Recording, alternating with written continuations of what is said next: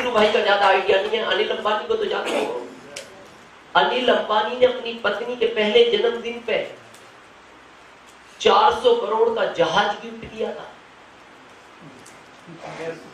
400 करोड़ का, जो आज भी समुद्र में बता है गुलाटी सर, उसका 12 लाख रेंट देता है वो, क्योंकि वो यादाश्त है पहले।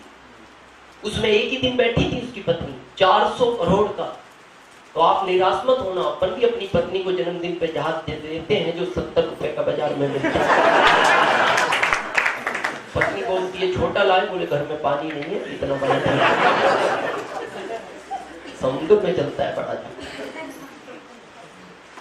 बहुत कुछ पाना है तो कुछ तो खोना पड़ेगा। ये बहाने हैं टाइम के। मैंने ऐसे लोगों को आरसी में एमराल्ड स्टार एमराल्ड बंदे देखा जो एयरफोर्स में है, गुलाटी सर जानते हैं। और एयरफोर्स में अंदर फोन भी अलाउ नहीं है। आप फोन से वो सोचो कितना टाइम निकाल के फोन पे ही प्लान दिखाते होंगे, उसके बाद वो एमराल्ड स्टार एमराल्ड बन गए। तो यानी चाहो तो सब है। और अभी एक विवेक बिंद्रा जी का मैंने मीटिंग सुना, मेरे को उनकी एक बात ने बहुत इफेक्ट किया। उन्होंने कहा आपको वो जिंदगी में नहीं मिलता जो चाहिए, आपको वो मिलेगा जो चाहिए ही चाहिए। और आरसीएम वो सब देने की ताकत रखता है, लेकिन मिलेगा उसी को जिसको चाहिए ही चाहिए। तो करेक्ट आइडिया की बात करें थोड़ा क्लियर। हमारे यहाँ एक ट्रेडिशनल बिजनेस चलता है जिसको हम बोलते हैं customer, retailer, wholesaler, stockist, CF agent और कंपनी। ऐसा ही है। अगर इसको शॉर्ट में नाम ले टीवी।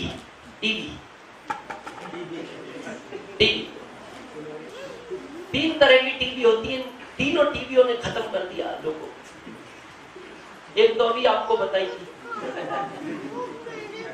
एक ये और एक बीमारी। ये टीवी भी खतरनाक बीमारी, इसमें आदमी खत्म हो जाता है, उसमें भी नहीं बचता और इसमें भी नहीं बचता। जो लोग इसमें गए उनसे मिलना, ये भी खतरनाक कॉन्सेप्ट। अब इसमें होता क्या है ये समझो। जो चीज हमें 100 में मिलती है वो 55 में प्रॉफिट के तैयार होती है, बीच का 45 इनमें चला जाता है। ये पूरी दुनिया में जाता था 70 साल पहले, लेकिन 70 साल पहले एक फैसला हुआ। मैं थोड़ा क्लियर करूं इस कॉन्सेप्ट को, क्योंकि बहुत लोग इस पे भी प्रश्न उत्तर करते हैं। बहुत लोगों का पता क्या मानना है, ये कंपनियां वो उतरती हैं डीएसएल में जिनका प्रोडक्ट नहीं बिकता। जो प्रोडक्ट बेकार होता है उसको डीएसएल में बेच दिया जाता है। और ये उन लोगों का काम है जो भारत में फालतू लोग हैं, जिन लोगों के पास कोई काम नहीं होता वो इसको करते हैं। मैं थोड़ा आपकी जानकारी अपडेट करूं, बड़े ध्यान से सुनना। आपको पता है इस भारत के कितने लोग आउट ऑफ इंडिया जॉब करते हैं? 1% से ज्यादा, यानी लगभग 1 करोड़ से ज्यादा। अब मैं आपसे पूछना चाहता हूं, वो आंकड़ा मेरे को बताओ जो आउट ऑफ इंडिया के लोग इंडिया में जॉब करते हैं। 0.1% भी नहीं है। पता है क्यों?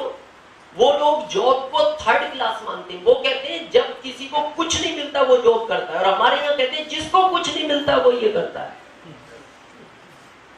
अगर आप आउट ऑफ इंडिया की जानकारी लोगे, डीएसएल को वहां इंटरव्यू लेके ही ज्वाइन कराया जाता है। अपने यहाँ तो जोड़ दो बस, आ जा। वहां ऐसा नहीं है, वहां इंटरव्यू लेंगे। अगर उनको लगता है इसको पहनना नहीं आता, बात करना नहीं आता, इसका बॉडी लैंग्वेज अच्छा नहीं है, इसकी कन्विंसिंग पावर अच्छी नहीं है, इसको शर्म ज्यादा आती है, फिर वो बोलते हैं इनके साथ रहो 6 महीने। 6 महीने बाद फिर वापस इंटरव्यू लेंगे, हमें लगेगा आप इसके लायक हो तो ही हम इसको आपको इंटरव्यू देंगे।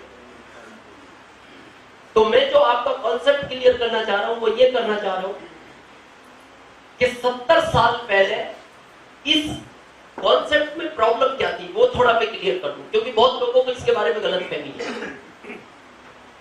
आपके यहाँ मिठाइयां मिलती है? मिठाइयां अच्छा नकली पकड़ी जाती है दुकानों में हर साल।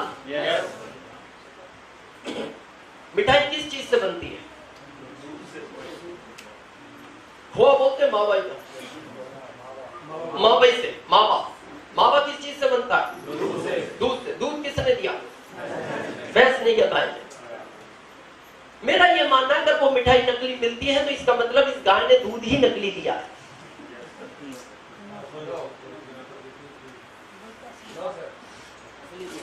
ये कहती है कभी भी चेक कराओ ओरिजिनल की गारंटी है, कभी भी चेक कराओ ओरिजिनल की गारंटी है, यानी कंपनी सही है अपनी जगह।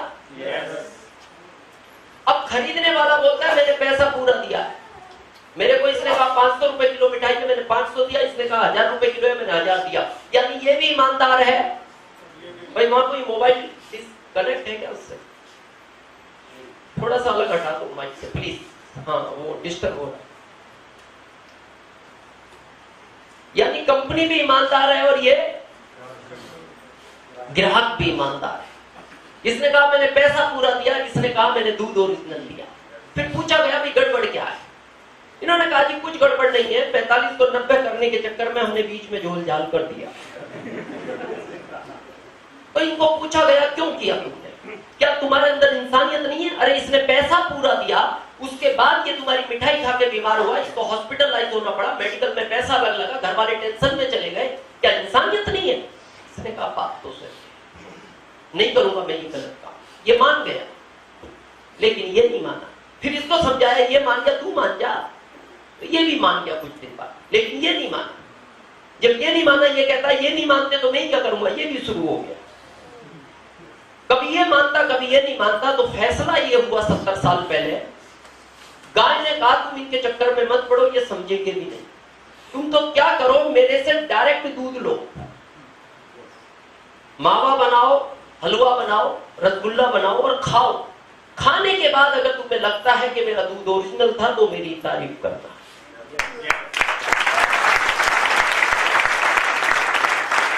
तो किसी ने कहा जब ओरिजिनल मिल गया तो तारीफ करने की क्या जरूरत है? गाय ने कहा पागल, तारीफ करेगा 45 भी तेरे में बांट दूंगी।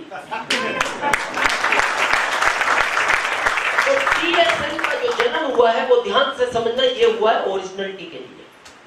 डीएसएम में प्रोडक्ट ओरिजिनल मिलता है और आज आरसीएम का एक डिस्ट्रीब्यूटर ओपन चैलेंज करता है हर स्टेज से कि हम जो भी प्रोडक्ट देंगे ओरिजिनल की गारंटी है। इसलिए डीएसएम आया, एक सिस्टम के तहत ये पैसा बांट दिया जाता है। थोड़ा मैं आज एक कॉन्सेप्ट आपका क्लियर करना चाहता हूं। आपने 80-20 सुना है? केतल वालों, क्या है ये 80-20? 80 और 20% सही है? आप इनकी बात से सहमत है? पीछे वालों, आगे वालों, यही है। 10 साल पहले क्या सुना था? 20 साल पहले, 30 साल पहले। अच्छा 30 साल पहले दूध 3 था, अभी 50 है, पेट्रोल 13 था, अभी 80 है। 30 साल पहले 500 में घर के कपड़े आ जाते थे, अभी 1500 में जींस नहीं आता। सब बदला है, ये नहीं बदला। सब बदला है, ये नहीं बदला। और मैं बता दूं ये बदलेगा भी, ये रूल है। और मैं आज आप क्लियरिटी करना चाहता हूं, बड़े ध्यान से समझना। रूल क्या है? इस दुनिया का 80% पैसा 20% लोगों की जेब में है, था और रहेगा। इस दुनिया का, इंडिया का नहीं, इस दुनिया का 80% पैसा 20% लोगों की जेब में है, था, रहेगा। कितना पैसा बचा? 20%। लेने वाले कितने हैं? 80। इस 20% पैसे के लिए ये 80% लोग झगड़ रहे थे, झगड़ रहे हैं और झगड़ते रहेंगे। ये रूल है और रूल बदलता नहीं, इसीलिए तो नहीं बदला। रूल क्या है? एक गेंद को ऊपर फेंको, कहां आएगी? क्यों आएगी नीचे? रूल है। पंजाब में ऊपर फेंको, किधर आएगी? हरियाणा में, राजस्थान में नीचे आएगी। क्यों? रूल है। एक व्यक्ति ने बिहार में मेरे को पूछा, सर गेंद ऊपर फेंकते वो नीचे ही क्यों आती है? मैंने कहा ऊपर कोई पकड़ता नहीं। अरे वो इसलिए नीचे आती है, रूल है।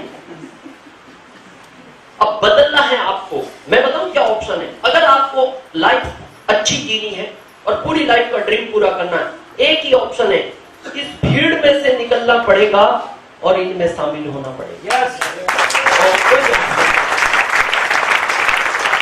चाहते हो शामिल होना? भाई ये माइक, वो यह माइक के पास में नहीं, थोड़ा वॉल्यूम कम कर दे। तो मैं फार्मूला दूं? दूं? कुछ नहीं करना, इस भीड़ में से निकलो, यहां घुस जाओ। ये हो गया। 1 सेकंड लगा। क्या लगता है ये आसान गेम है? आसान नहीं है। आसान होता हर व्यक्ति कर लेता है, लेकिन ये पॉसिबल है, ये संभव है, आसान नहीं है। हुआ क्यों नहीं? ये बदलना नहीं चाहता। ऐसा नहीं ये लोग समझदार नहीं है, पढ़े लिखे नहीं है, ये इंटेलिजेंट लोग हैं। मैं बताऊं समस्या क्या है इनके साथ। समस्या सुनना, आप किसी जानवर को नदी या नहर में फेंको, किसी भी जानवर को, कुत्ता, खरगोश, बिल्ली, चीता, आपने डाल दिया उसको नहर में, पता क्या करेगा? बाहर निकलेगा, और बाहर निकलने के बाद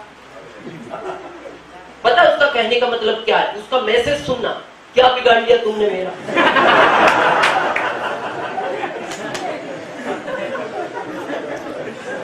क्या बिगाड़ लिया भाई तुमने? मेरे को गीला किया, मैं बाहर आया, वैसे ही हो गया। इनके साथ समस्या क्या है? ये मीटिंगों में जाते हैं, सुनते हैं, सब समझते हैं, हॉल के बाहर निकलते हैं